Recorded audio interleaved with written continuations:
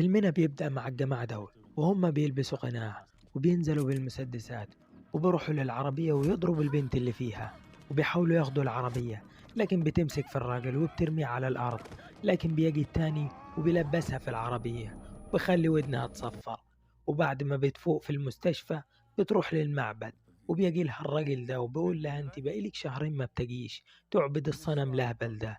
فبتقول له انها تمت وحيدة وكانت فاكراه هيساعدها، لكن تاريته مش عارف يساعد نفسه. فبقول لها اوعى تقولي كده، انت هتكفر ولا ايه؟ اكيد هيبعت لك حد يساعدك. نروح لمكان تاني بنلاقي فيه ناس بتطاير من الشبابيك، وبيطلع الشاب ده اسمه راني من القوات الخاصة سلاح المظلات. وبنلاقي الراجل ده بيشتكي عليه وبيقول انه قتل 3 رجالة. فالقائد بيقول له عندك توضيح؟ فراني بيقول له ان ال3 كانوا ارهابيين. فالراجل بيقول له ده انت اكل حقوق الانسان لانه استخدم واحد منهم كدرع بشري. فالقائد بيعاقبه وبيقول له عايزك تجري بين الجبال 25 كيلو لحد ما اجيلك.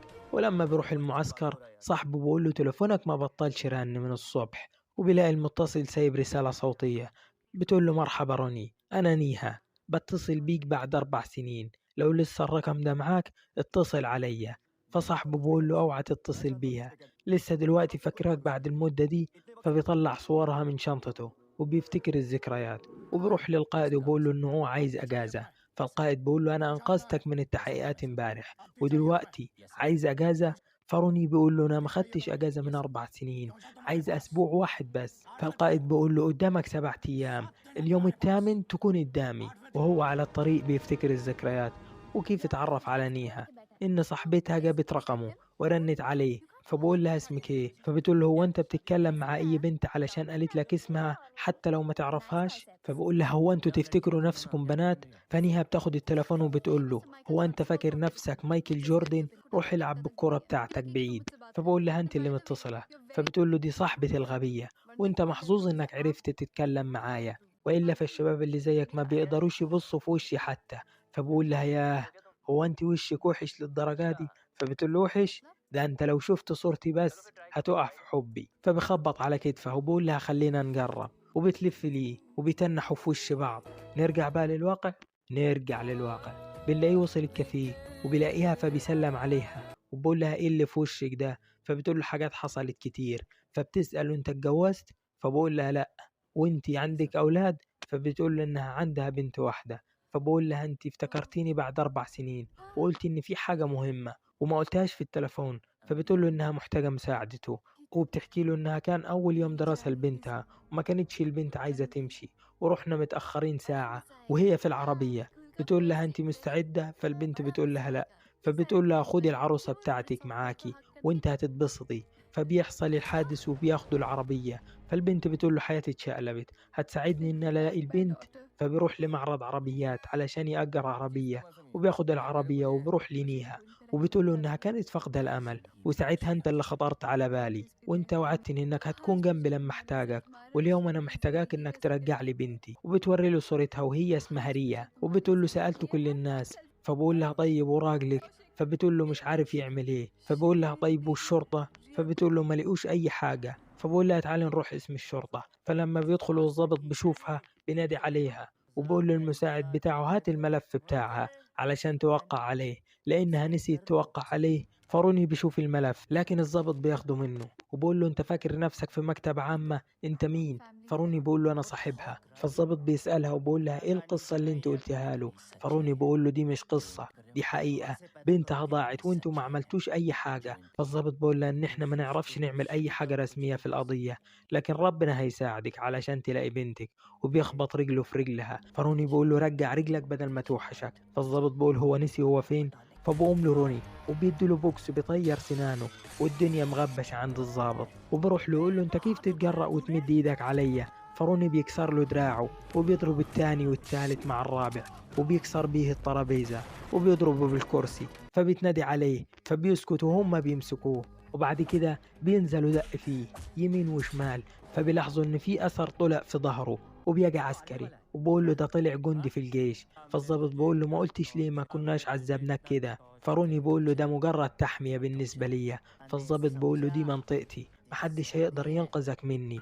فبيجي نائب المفتش العام وبقول لهم هاتوهولي. فبقول له لولا ان القائد بتاعك بيكون صاحبي وبيرن عليه وبيديله التليفون. فالقائد بيقول له: انت اخدت اجازة علشان كده بكرة الصبح تكون في الكتيبة قدامي. وهو على الطريق بيكون الراجل صاحب العربية معاه وبقول له: ايه، في حرب على الحدود؟ اكيد في حرب شغالة، لكن مش برا، دي جواك. فبيسأله: هي المسألة متعلقة ببنت؟ فبقول له: لما يكون في صراع بين العقل والقلب دايما اتبع قلبك، لأنه لما بنسمع للعقل بناخد قرارات منطقية، لكن مهما كان بيقول القلب فهو دايما على حق. فروني ببص على الطريق وبشوف اسم الحضانة اللي شافه في التقرير، فبقول له: عثمان لف بالعربية. فعثمان بقول له: باين انك قررت تتبع قلبك بدل عقلك. فبيروح عند الحضانة وبيدخل للمديرة، بقول لها ان في بنت اتخطفت من شهرين. فبتقول له: مفيش حاجة حصلت من دي. فبوريها صورة ريا، فبتقول له: انا اول مرة اشوفها.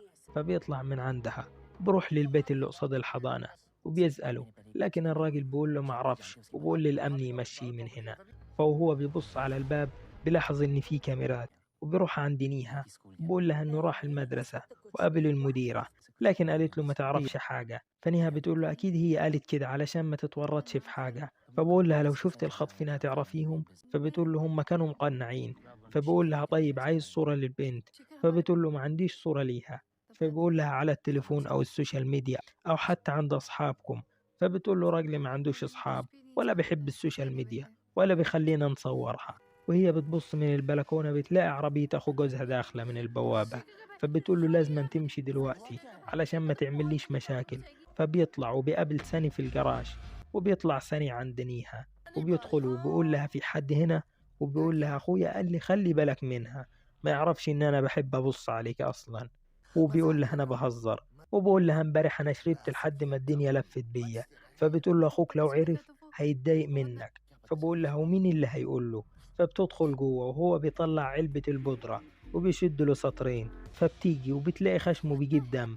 فبتقول له: ايه اللي بتعمله ده؟ اطلع برا. فروني لما بيكون تحت بيسأل واحد من الجيران آخر مرة شاف بنتها، فبيقول له: هي عندها بنت أصلا؟ احنا ما نعرفش كتير عن جيراننا. فبيمشي وبرن على صني من تليفون الشارع وبيسأله عن عملية خطف بنت أخوه. فصني بيقول له: مين أنت؟ فبقول له: أنا صحفي من الجريدة.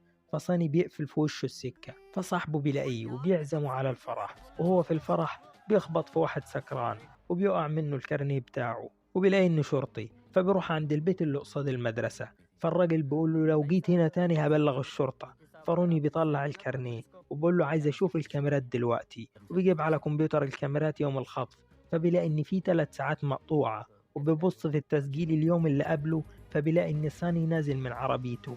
فبيدي للراجل فلوس وبقول له: عايز ال3 ساعات المقطوعة، لما تلاقيهم رن عليا. وبنروح لاسم الشرطة، بنلاقي الراجل الغريب ده بيكون مساعد المفاوض وبيتعرف على العساكر، وبيكون اسمه لوها سينغ. وبيدخل عند المفاوض، فالمفاوض بيسأله عن لبس، فلوها بيرد عليه وبيقول له: في مقولة بتقول عندما تكون في روما كن مثل الرومان. ولابس أنا كده علشان كنت ماشي في وسط المدمنين والإرهابيين.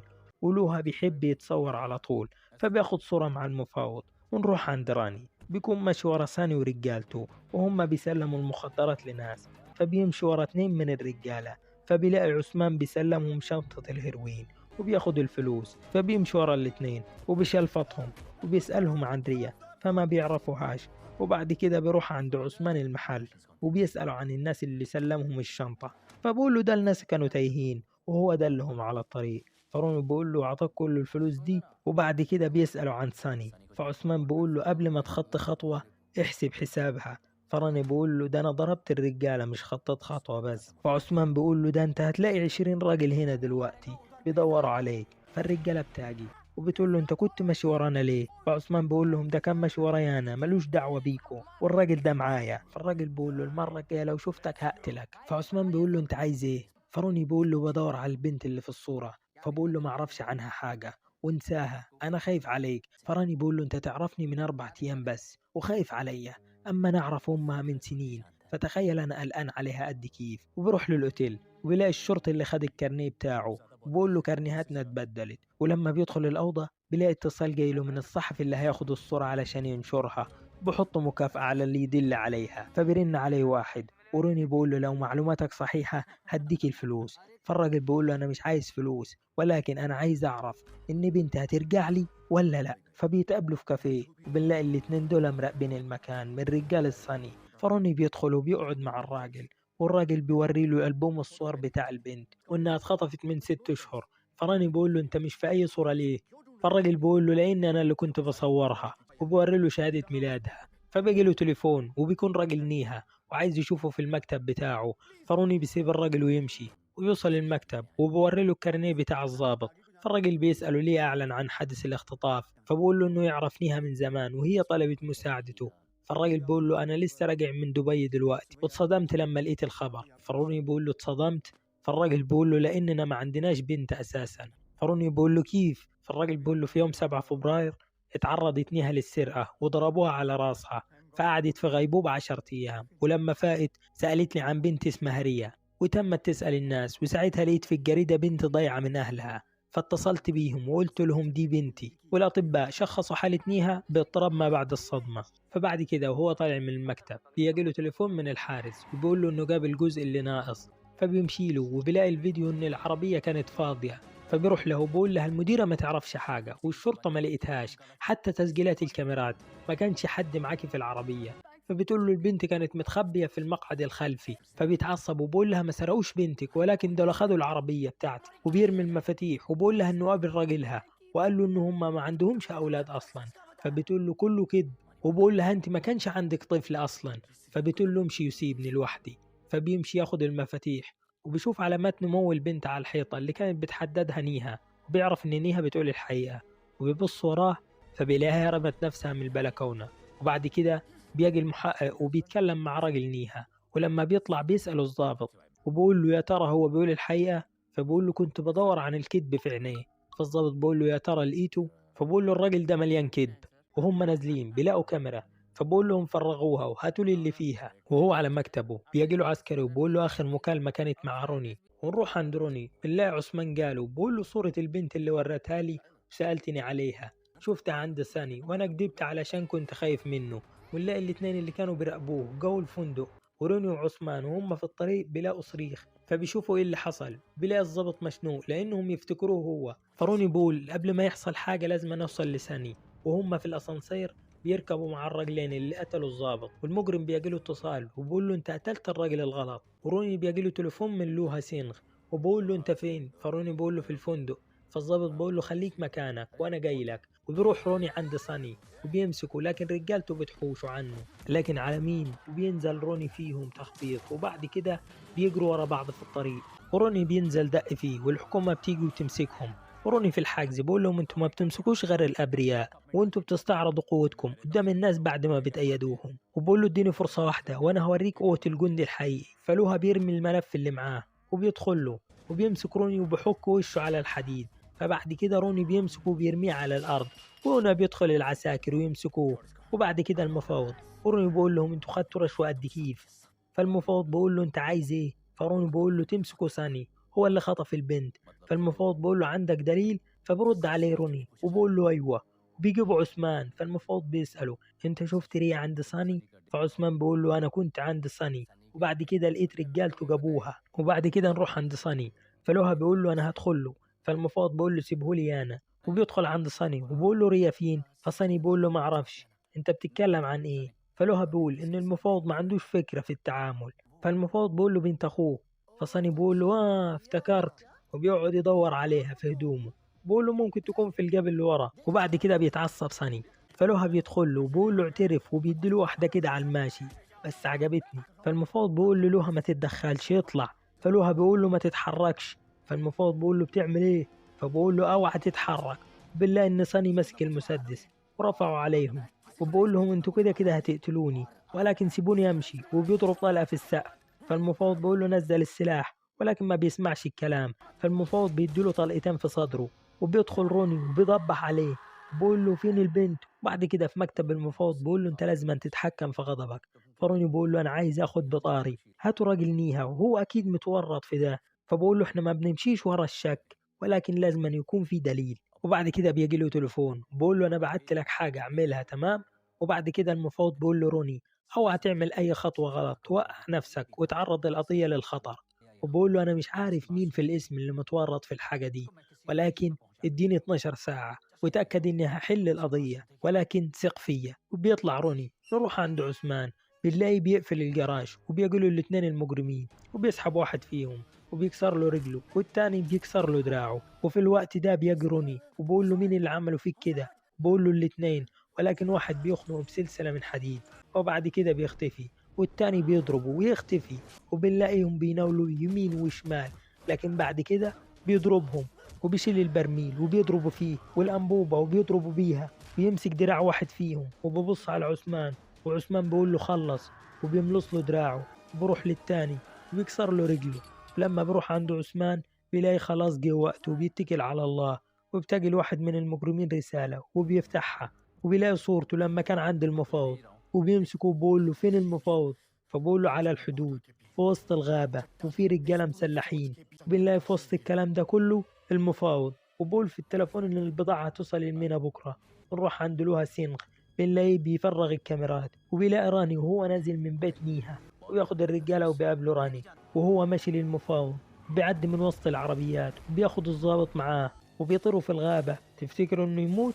أبدا، ده تمثيل يابا. لا، وبيتخدش خدش بس بيلف طرحة نيها على دراعه، والرجالة بتتحرك ناحية الصوت، وبياخد الأول والتاني وبيطير يضرب التالت وبيقوم بالرجالة. طيب شفت الحركة دي؟ فبيجي واحد من الرجالة وبقول للمفاوض روني دخل الغابة، فبقول له قوموا بالواجب معاه، وبقول مش ضروري إن كل جندي يموت شهيد. وراني بيكون خلص على جيش من الرجالة، وبيجي قائد راني عنده لها سنغ وبقول له لقيته راني؟ فبقول له لا، ولكن بندور عليه، ولكن لو مسكناه يعوض ربنا عليه، لكن انت لو خليته يستسلم يبقى انت كده بتنقذ حياته.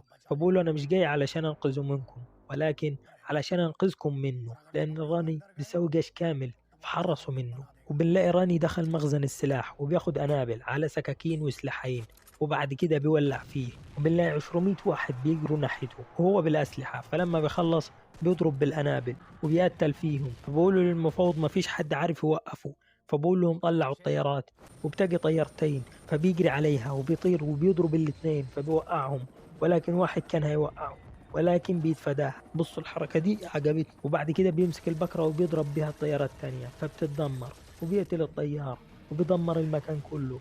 لكن بتجيله مجموعة وبيضربوا الطيارة فبيقع وبيخرج منها قبل ما تنفجر، وبروح عند البيت اللي فيه المفاوض ويقتل الرجالة وبيكسر بيه الباب ويخلص على الناس اللي جوه. وبيلاقي خد له كام رصاصة في ظهره، وبيجي له واحد بسنجة كان هيضربه في ظهره لكن بيخليلها. بيقابلوا بعض بالراس، فالراجل ودانه بتصفر وروني بيكسر له رقبته. بيتجمعوا عليه 4 رجالة لكن بيكسر لهم ايديهم ورجليهم.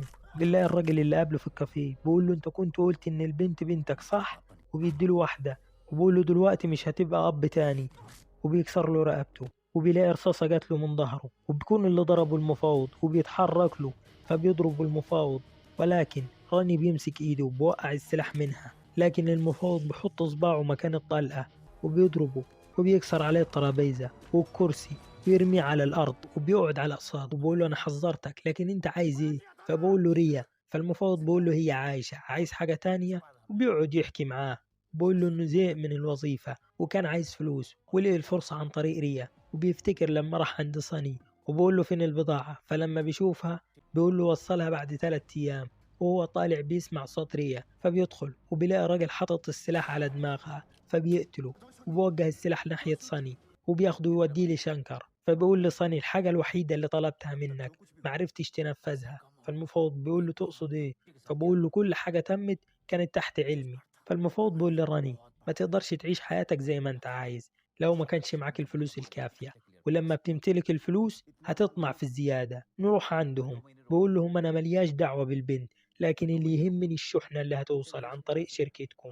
فشنكر بقول له دي قدامها شهرين. فالمفوض بقول له اخلي البنت عندي في الشهرين دول، ولكن لو حصل غلط منكم هخليكم تقضوا طول حياتكم في السجن.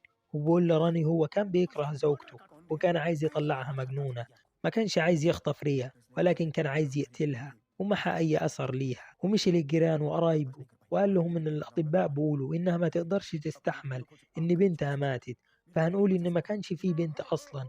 وعطى الحارس الأمن فلوس ومديرة المدرسة ومسحوا الفيديو وساعة ما كانوا في التحقيق المفروض قال لصاني طلع المسدس علشان بعد كده يقتله، وبقول لراني علشان تفوز في أي حرب ما بتحتاجش القوة بس ولكن معاها الذكاء. فراني بقول له أنت عملت كل حاجة صح، لكن إنك أنت اخترت البنت الغلط. وبيخنوه وبيضربه وبيرميه في الأرض وبيلبسه في الباب وبيرميه على الأرض، لكن المفروض بياخد السلاح. بقول له ارجع، والمفروض بتجيله طلقة في ظهره، فبيلاقي له سينغ اللي قتله وبيديله رصاصتين. فراني بيضربه وهو ميت، فبيجيله القائد بتاعه وبياخده في حضنه وبيقول له خلاص نروح للتحقيق. بيكون له سينغ مع شيكار، فبيقول له عملت كده ليه في بنتك؟ فبيتفكر لما كان عند الدكتورة وبتقول له التقارير بتاعتك بتقول انك انت عقيم. فبقول لها اكيد انت غلطانة لاني انا عندي بنت منها. فبتقول له اكيد بنت حد تاني. بقول له لما عرفت كنت مخلي بالي عليها. ولها سينغ بقول لراني أكيد دلوقتي أنت فهمت ليه قالت لك أنت بالذات تدور على ريا، وبيفتكر لما كانوا في البيت والشيطان تالتهم. فلوها بقول له أنت جاهز تشوفها؟ فبيحك في حاجبه وبتعمل زيه، فبياخدها مع البيت وبيصرح لها كمان. وهنا بيخلص الفيلم. أنا عارف إن الفيلم كان طويل معلش، ولكن ما تنسيش تشتركوا في القناة. سلام.